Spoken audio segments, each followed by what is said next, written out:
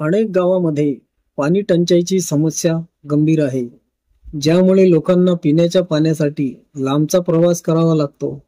महिलांना रोज डोक्यावर हंडे घेऊन 1 किलोमीटरहून अधिक अंतर चालून पाणी आणावे लागते. त्यामुळे त्यांना शारीरिक थकवा जाणवतो आणि वेळेचा अपव्यय होतो.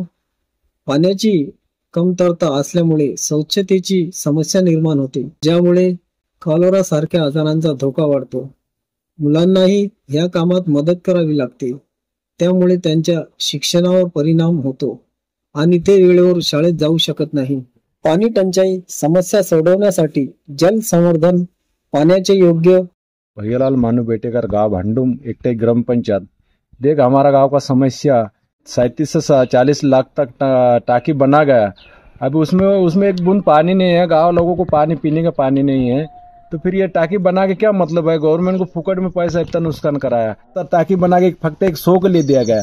कितने लोग रहते गांव में? 450 लोग संख्या।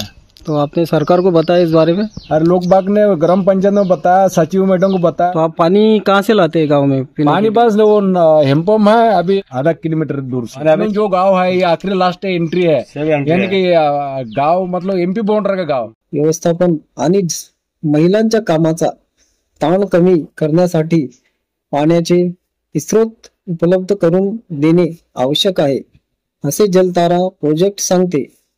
देशाला स्वातंत्र्य मिळून 78 वर्षे झालीत, पण आजही आपल्या देशात असे दृश्य दिसून येते की पाणी आणण्याकरिता गावाच्या बाहेर हँडपंपवर जावं लागतंय.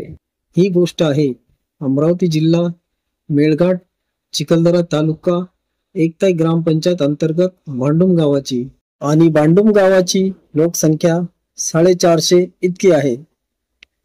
भांडुम गाव मध्य प्रदेश आणि महाराष्ट्राच्या सीमेवर आहे आणि गावात शासनामार्फत 2 पाण्याच्या टाकी कित्येक वर्षापासून बांधून तयार आहेत, पण आजवर त्यात पाण्याचा एकही थेंब नाही.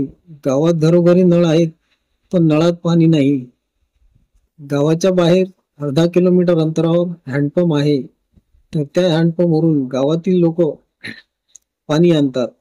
या समस्येविषयी गावातील लोकांनी ग्रामपंचायतचे सचिव, सरपंच यांना सांगितल्यावरही गावातील पाण्याची समस्या दूर झाली नाही.